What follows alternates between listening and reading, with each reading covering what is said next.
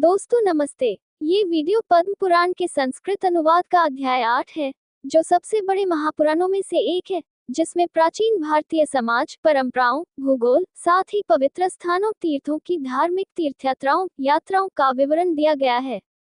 ये पद्म पुराण के सृष्टि खंड सृजन पर अनुभाग का 8वां अध्याय है। अध्याय 8 सौर जाति आदित्य वंश या सूर्य वंश का वर्णन। भीष्म ने कहा, ऐसा सुना जाता है कि पहले इस पृथ्वी पर बहुत से राजा रहते थे। पृथ्वी से संबंध होने के कारण वे पार्थिव कहलाते हैं, किंतु किसके साथ संबंध होने के कारण पृथ्वी को पार्थवी कहा गया है? पृथ्वी को ये तकनीकी नाम क्यों दिया गया है? मुझे बताए कि इसका नाम गौ क्यों है, या इसे भू क्यों कहा जाता है? पुलस्त्य ने कहा, पूर्व नाम अनका था, जो कृत्यु के प्रजापति थे। उन्होंने मृत्यु की अत्यंत कुरूप पुत्री सुनीता से विवाह किया। उसका पुत्र वेन था। ये राजा दुष्टता में आसक्त था, कामी और बलवान था। वह लोगों के साथ अधर्म करता था और दूसरों की स्त्रियों का हरण करता था। यद्यपि महर्षियों ने उसकी सफलता और जगत के हित के लिए उससे प्रार्थना की थी, फिर भी अशुद्ध बुद्धि के कारण उसने उन्हें सुरक्षा नहीं दी। अराजकता के भय से व्याकुल पापरहित ब्राह्मणों ने उसे शाप देकर मार डाला और बलपूर्वक उसके शरीर को मत डाला। उस मथने से माता के अंश के कारण अंगार के समान काले मलेच्छ वंश उत्पन्न हुए। पिता के अंश के संसर्ग से शरीर के दाहिने हाथ से दिव्य तेज से युक्त, धर्म कर्म करने वाला, धनुष, बाण, गदा, मणि, कवच और बाजूबंद धारण करने वाला पृथु नामक पवित्र पुत्र उत्पन्न हुआ। वह स्वयं भगवान विष्णु थे। ब्राह्मणों द्वारा अभिषेक तथा कठिन तपस्या करके वह भगवान विष्णु के वरदान से सबके स्वामी बन गए। पृथ्वी को अध्ययन से रहित, देवताओं को हवन से रहित तथा धर्माचरण से रहित देखकर असीम पराक्रमी वह क्रोध में आकर उसे अपने बाण से छेदने के लिए तैयार हो गए। तब पृथ्वी ने गाय का रूप धारण कर लिया तथा भागने को हुई। पृथु ने धनुष बाण लेकर उसका पीछा किया। तब वह एक स्थान पर खड़ी होकर बोली, मैं क्या करूं? पृथु ने भी ये शब्द कहे, हे धर्मव्रती, जगत जो चाहता है उसे अचल और चलायमान बनाओ। पृथ्वी ने कहा, ठीक है। तब राजा पृथु ने स्वयंभू मनु को बछड़ा बनाकर अपने हाथ में लेकर दूध दुहा। वह दूध अन्न में बदल गया, जिससे सभी प्राणी जीवित रहते हैं।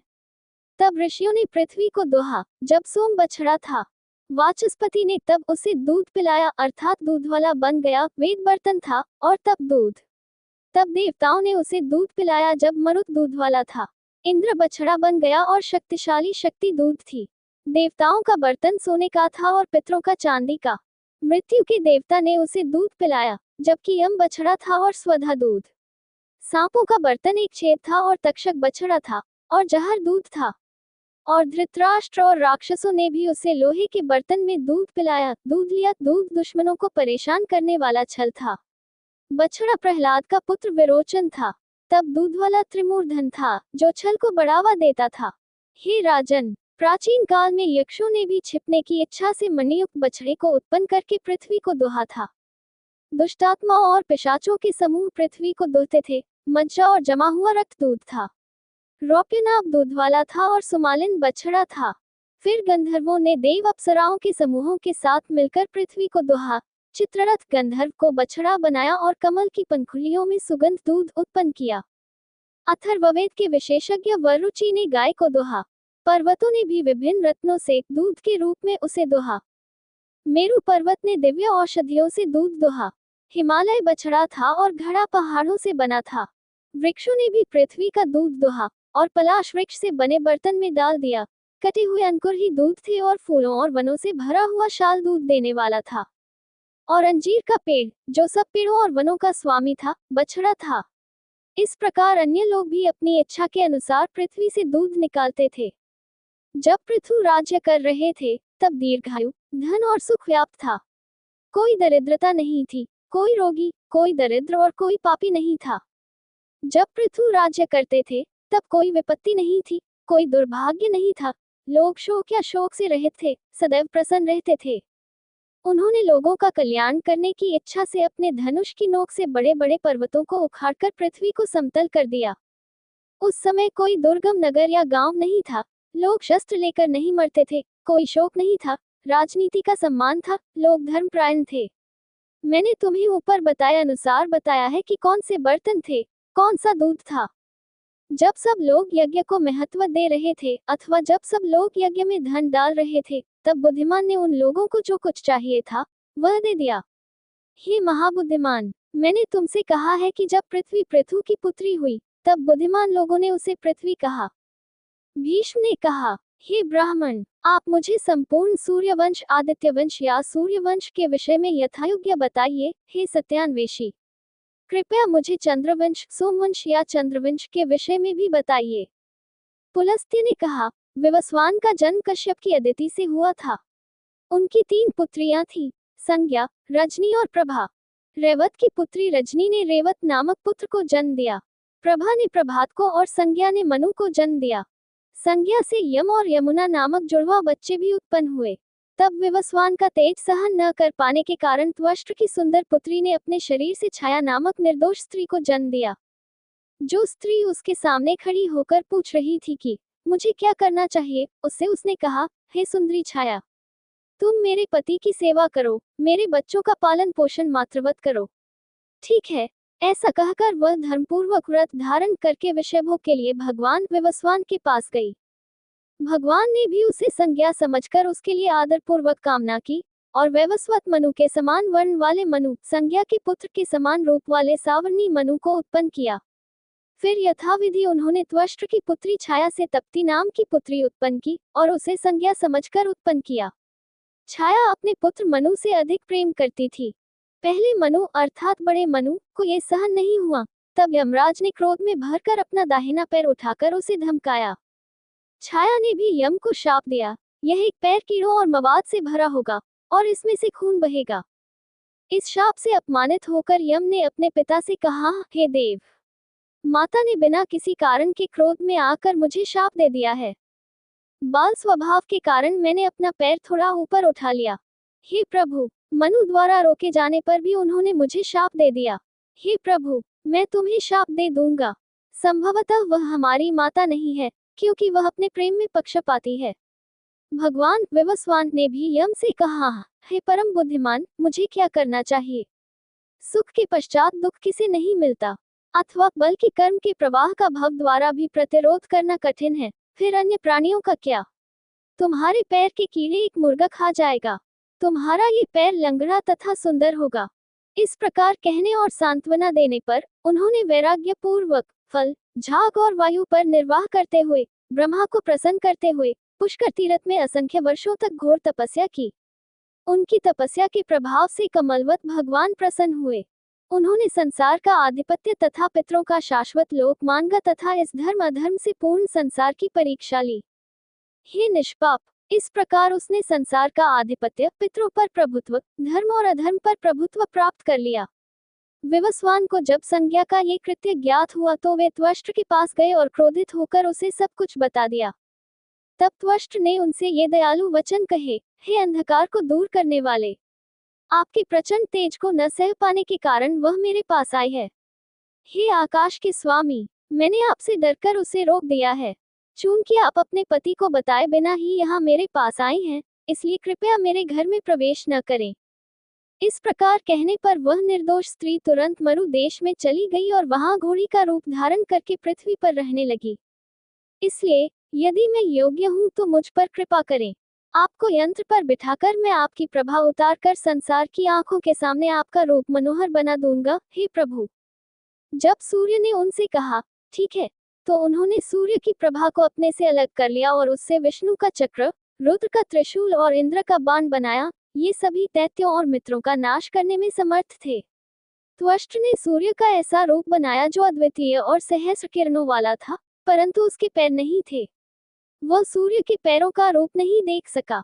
अब भी कोई व्यक्ति सूर्य की पैरों वाली मूर्ति नहीं बना सकता। जो मनुष्य महापापी है, वह इस संसार में दंडित होकर दुखी कहलाने वाले कोढ़ रोग से ग्रस्त हो जाता है। इसलिए जो मनुष्य धार्मिक पुण्य और विषय भोगों की इच्छा रखता है, उसे बुद्धिमान देवों के देव के चरणों की प्रतिमा कभी भी मंदिर या चित्र में नहीं बनानी चाहिए। तब प्रेम में लिप्त देवराज इंद्र ने घोड़े का वेश धारण करके पृथ्वी पर जाकर उसके साथ मुख मैथुन किया। तब संज्ञा का मन भय से व्याकुल हो उठा। उसने उसे पराया समझकर अपने नथुनों से वीर्य बाहर फेंक दिया। हमने सुना है कि उस वीर्य से अश्विन उत्पन्न हुए। वे नासिका से उत्पन्न होने के कारण 10 आश्चर्य करने वाले और नासत्य सत्यवादी कहलाए। वे हर्ष से परिपूर्ण होकर अपनी पत्नी के साथ विमान द्वारा स्वर्ग को चले गए। सावर्ण्य मनु भी अब भी मेरु पर्वत पर तपस्या कर रहे हैं। शनिदेव भी अपनी तपस्या के बल से ग्रहों के समतुल्य हो गए और यमुना तथा तप्ती नदियां बन गईं। इसी प्रकार विष्ठी नामक भयंकर रूप वाली स्त्री भी काल के रूप में स्थित हुई। वैवस्वत मनु के भी 10 पुत्र हुए। इनमें से इला प्रथम पुत्र था, जो पुत्र प्राप्ति के लिए किए गए यज्ञ से उत्पन्न हुआ था।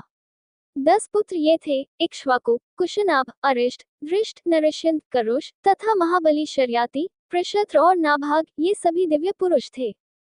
मनु ने सर्वप्रथम अपने धर्मात्मा पुत्र इला को अभिषेक कराकर तपस्या हेतु पुष्कर वन में चले गए।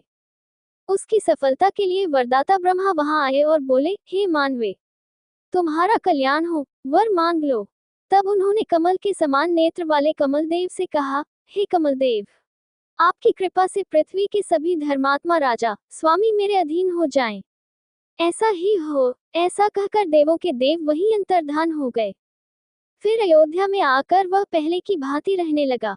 एक समय मनुपुत्र इल किसी उद्देश्य की पूर्ति के लिए राजाओं से संपन्न होकर रथ पर बैठकर इस पृथ्वी पर चला गया और समस्त लोकों में भ्रमण करते हुए राजाओं को अपने अधीन करता हुआ वह वीर मोहित होकर शंकर के उस महान श्रवण नामक उपवन में गया, जो कामनाओं को पूर्ण करने वाली लताओं और वृक्षों से भरा हुआ था और जिसमें देवताओं के स्वामी शिवजी अपने मस्तक पर अर्धचंद्र धारण करके उमा के साथ क्रीड़ा कर रहे थे। उस श्रवण के विषय में पूर्वकाल में एक परंपरा निश्चित हुई थी। जो भी पुरुष कहलाने वाला हमारे वन में प्रवेश करेगा, वह 10 योजन की परिधि में सभी स्त्री में बदल जाएंगे। इस परंपरा को न जानते हुए राजा इला ने श्रवण में प्रवेश किया और तुरंत ही स्त्री बन गया तथा उसी क्षण उसका घोड़ा घोड़ी बन गया। और स्त्री शरीर में रहते हुए वह पुरुष के रूप में किए गए सभी कार्यों को भूल गया। वह एक पतली स्त्री बन गई, जिसका नाम लग था, जिसके मोटे उठे हुए और सुगठित स्तन, उठे हुए कूल्हे और कमर, कमल के पत्तों के समान लंबी और काली आंखें, पूर्ण चंद्र के समान मुख, मोटे उठे हुए और लंबे हाथ, काले घुंघराले और महीन बाल, आकर्षक चेहरा, मीठी और अस्पष्ट बातें करने वाली, पतली आकृति, गौर वर्ण, पतले लाल अंकुरित नाखूनों वाली, धनुष के समान भौहें और हंस की चाल छिपाने वाली, अर्थात उससे श्रेष्ठ थी। वन में विचरण करती हुई वह सुंदर युवती सोच रही थी, यह मेरा पिता, भाई या माता कौन होगा? मुझे कौन पति देगा? मैं कितने वर्षों तक पृथ्वी पर रहूंगी? ऐसा सोचते हुए वह सुंदर रूप वाली स्त्री सोमपुत्र बुद्ध की दृष्टि में आई, जिसका मन इला की आकृति से मोहित हो गया था। प्रेम से वशीभूत होकर बुद्ध ने उसे पाने का प्रयत्न किया। वह विख्यात रूप वाला, गंजा, जल का घड़ा और पुस्तक लिए हुए, हाथ में बांस की छड़ी, कुश की अंगूठी और फावड़ा लिए हुए, ब्राह्मण का रूप धारण किए हुए, जटाओं का गुच्छा लिए, वेदों का पाठ करते हुए, कुंडल पहने हुए, छोटे बालकों के साथ, पवित्र ईंधन, पुष्प, कुश और जल लिए हुए उपवन में आया। उस समय उस पर दृष्टि डालकर वह शीघ्रतापूर्वक उपवन के बाहर एक कुंज में छिपकर उस इला को पुकारने लगा, और यह मानो उसके लिए एक अप्रत्याशित ताना था। मेरे पवित्र अग्नि की सेवा छोड़कर तू कहाँ चली गई? अब तेरे खेल का समय समाप्त हो गया है। हे बड़े कूल्हों वाली, आज तू क्यों भ्रमित है? ये संध्या का समय आ गया है, मनोरंजन का समय है। भूमि को लीप कर मेरे घर को फूलों से सजा दे। उसने कहा, हे तपस्या को अपना धन मानकर मैं सब कुछ भूल गई हूँ। हे निष्पाप, मुझे अपने बारे में, अपने पति के बारे में, अपने परिवार के बारे में सब कुछ बताओ। बुद्ध ने उस दुबली पतली स्त्री से कहा, हे उत्तम वर्ण वाली, आप इला हैं, और मैं भावुक बुद्ध के रूप में जाना जाता हूँ, जो कई विद्याओं में पारंगत हूँ। मैं तेजस्वी अर्थात सोम के कुल में उत्पन्न हुई हूँ। मेरे पिता ब्राह्मणों के प्रधान हैं। बुद्ध के ये वचन कहने के बाद वह दैवी माया से निर्मित रत्नजटित स्तंभों से परिपूर्ण बुद्ध के निवास में प्रविष्ट हुई। उस घर में रहकर इला ने अपने को धन्य माना। ओह, मेरे स्वामी का व्रत, रूप, धन और परिवार अद्भुत है।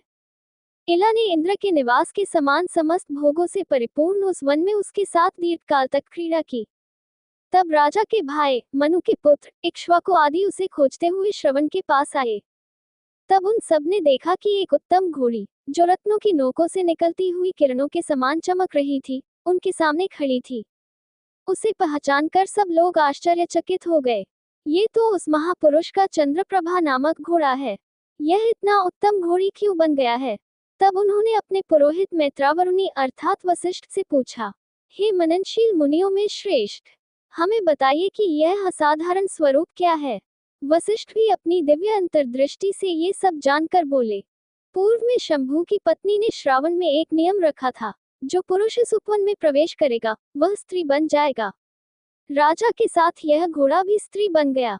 त्रिशूलधारी अर्थात शिव को प्रसन्न करके ऐसा प्रयत्न करो कि यह हिला पुनः कुबेर के समान पुरुष बन जाए। उन्होंने अनेक प्रकार से स्तुति करके पार्वती तथा भगवान शिव की स्तुति की और कहा, ये शर्त बहुत कठोर है, वास्तव में उचित क्या है? इक्ष्वाकु के अश्वमेध यज्ञ से जो फल प्राप्त होगा उसे हमें देकर वह वीर निस्संदेह एक अधम मनुष्य किन पुरुष होगा। ठीक है, कहकर वैवस्वत के सभी पुत्र वहां से चले गए। अश्वमेध यज्ञ के पश्चात इला एक तुच्छ मनुष्य बन गई। वह वीर एक मास तक पुरुष और दूसरे मास तक स्त्री बना। बुध के घर में रहकर इला गर्भवती हुई और उसने अनेक गुणों से युक्त एक पुत्र को जन्म दिया। बुध उस पुरु को उत्पन्न करके पुनः स्वर्ग को चले गए। फिर इला के नाम पर वह क्षेत्र इलावृत कहलाया। राजा इला ने चंद्र और सूर्य कुल में जन्म लेकर अपने कुल की वृद्धि की। इसी प्रकार पुरु से पुरुरवा उत्पन्न हुए, जिन्होंने वंश को बढ़ाया, तथा राजा इक्ष्वाकु को सूर्यवंशी कहा गया। इल को मनुष्यत्व की निम्न अवस्था में सुद्युम्न कहा गया है। सुद्युम्न के 3 विजयी पुत्र हुए उत्कल, गया और पराक्रमी हरिताश। उत्कल नगर का नाम उत्कल है, गया का नाम गया है, उसके दक्षिण में कुरु देश सहित हरिताश का क्षेत्र कहा गया है। अपने पुत्र पुरुरवा को राजा बनाकर वे एक दिव्य वर्ष तक फलाहार करके भोगने के लिए इलावृत चले गए। ज्येष्ठ पुत्र इक्ष्वाकु को मध्य देश मिला। नरिष्यंत के पुत्र महापराक्रमी शुक थे। नाभाग से अम्बरीश का जन्म हुआ। दृष्ट के 3 पुत्र थे, दृष्टकेतु, स्वधर्मा और पराक्रमी ऋणधृष्ट। शर्याति के पुत्र आनर्त और पुत्री सुकन्या थी। वीर रोकामान आनर्त के पुत्र थे, उनका देश आनर्त था और राजधानी कुशस्थली थी। रोकामान का पुत्र रेवा था, रेवा से रेवत उत्पन्न हुआ, उसका दूसरा नाम काकुदमिन था, वह रेवा के पुत्रों में सबसे बड़ा था। रेवती उनकी पुत्री थी, वह बाल राम की पत्नी मानी जाती है, तथा करुषा से पृथ्वी पर विख्यात करुष उत्पन्न हुए। पृषत्र अपने गुरु के शाप के कारण गौ हत्या के फलस्वरूप शूद्र बन गया। इक्ष्वाकु के 100 पुत्रों में विकुक्षी, निमि, दंडक नामक पुत्र प्रमुख थे। उसके अन्य 50 पुत्र मेरु के उत्तर में श्रेष्ठ राजा हुए। 100 में से 48 राजा मेरु के दक्षिण में स्थित माने जाते थे। सबसे बड़े पुत्र से ककुत्स्थ उत्पन्न हुए। उनके पुत्र का नाम सुयोधन था। उनके पुत्र का नाम पृथु था। विश्वा उस पृथु के पुत्र थे। विश्वा के पुत्र का नाम आर्द्रा था, जिनसे युवनाश्व उत्पन्न हुए। हे राजन, युवनाश्व के पराक्रमी पुत्र का नाम शावस था, जिसने अंग देश में शावस्ती की स्थापना की थी। शावस्ता से बृहदाश्व का जन्म हुआ और बृहदाश्व से कुवलास्वा का जन्म हुआ। वह धुंधुमार कहलाया क्योंकि उसने पहले धुंधु राक्षस का वध किया था। उसके 3 पुत्र थे, द्रयाश्व और घृणी, और वीर कपिलाश्व भी धुंधुमार का प्रसिद्ध पुत्र था। द्रयाश्व का पुत्र प्रमोद था और उसका पुत्र हर्यश्व था। हर्यश्व के पुत्र निकुंभ थे, जिनसे सहताश्व उत्पन्न हुए। सहताश्व के 2 पुत्र थे, अकृताश्व और रानाश्व। रानाश्व का पुत्र युवनाश्व था, जिससे मानधात्र उत्पन्न हुआ। मानधात्र से पुरुकुत्स और राजा धर्म सेतु, सुप्रसिद्ध मुचुकुंद और वीर शक्रमित्र उत्पन्न हुए। नर्मदा के पति दुसह पुरुकुत्स के पुत्र थे। दुसह का पुत्र संभूति था, उससे त्रिधन्वा उत्पन्न हुआ। त्रिधन्वा का पुत्र त्रयरुण कहलाया।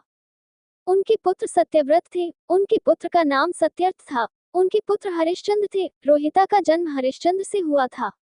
रोहित से वृक का जन्म हुआ और वृक से बाहु का। सगर जो बहुत धार्मिक राजा थे, उनके पुत्र थे। सगर की 2 पत्नियां थीं, प्रभा और भानुमति। प्राचीन काल में वे और वाग्नी समुद्री अग्नि को प्रसन्न करती थीं। और ने प्रसन्न होकर उन्हें उनकी इच्छानुसार उत्तम वरदान दिया। एक ने 60,000 पुत्र मांगे, दूसरी ने वंश आगे बढ़ाने वाला पुत्र चुना। प्रभा ने कई पुत्र चुने, भानुमति ने एक पुत्र चुना अर्थात असमंजस। यदुवंश की प्रभा ने 60,000 पुत्रों को जन्म दिया, जिन्होंने अश्वमेध घोड़े का पीछा करते हुए पृथ्वी खोदी और विष्णु ने उन्हें एक समूह में जला दिया। असमंजस के सुप्रसिद्ध पुत्र अंशुमान थे, उनके पुत्र दिलीप थे। उनसे भागीरथ उत्पन्न हुए, जिन्होंने तपस्या करके गंगा को पृथ्वी पर उतारा, जो उनके नाम पर भागीरथी कहलाई। भागीरथ के पुत्र सुप्रसिद्ध नाभाग थे। नाभाग के पुत्र अम्बरीश थे, उनसे सिंधु द्वीप उत्पन्न हुआ। उनके पुत्र युतायु थे और उनके पुत्र ऋतुपर्ण उत्पन्न हुए। उनके पुत्र का नाम कलमाशपाद था। सर्वकर्मा का जन्म उन्हीं से हुआ था। उनके पुत्र का नाम अनरण्य था तथा उनके पुत्र का नाम निघ्न था। निघ्न के दो पुत्र थे, अनमित्र और रघुत्तमा। शत्रुओं का नाश करने के बाद अनमित्र वन में चले गए। रघु से दिलीप और दिलीप से अज उत्पन्न हुए। अज से दीर्घबाहु उत्पन्न हुए और उनसे प्रजापाल उत्पन्न हुए। उनसे दशरथ उत्पन्न हुए। उनके 4 पुत्र थे जो नारायण के समान थे और राम उनके सबसे बड़े पुत्र थे। उन्होंने रावण का नाश किया और रघुवंश की वृद्धि की। भार्गवों में श्रेष्ठ वाल्मीकि ने उनकी जीवनी लिखी। कुश नाम के उनके पुत्र हुए जिन्होंने इक्ष्वाकु वंश को आगे बढ़ाया। कुश से अतिथि उत्पन्न हुए और निषद उनके अतिथि के पुत्र थे। निषद से नल उत्पन्न हुए। उनसे नभस उत्पन्न हुए। नभस से पुंडरीक उत्पन्न हुए और उनसे क्षिमधन्वा उत्पन्न हुए। उसका पुत्र वीर देवानिक था। उसका पुत्र हिनगु था। उससे सहस्राश्वी उत्पन्न हुआ। सहस्राश्व से चंद्रवलोक उत्पन्न हुआ और सहस्राश्व से तारापीड़ उत्पन्न हुआ। उसका पुत्र चंद्रगिरि था और तारापीड़ का पुत्र चंद्र था। उनसे श्रुतायु उत्पन्न हुआ जो भरत युद्ध में मारा गया। उसके कुल में केवल 2 नल विशेष रूप से प्रसिद्ध थे, वीरसेन का पुत्र और राजा निषद अर्थात निषद का पुत्र। ये विवस्वत के वंश के राजा थे जिन्होंने बहुत से उपहार दिए। इस प्रकार इक्ष्वाकु वंश के प्रमुख राजाओं का वर्णन किया गया है।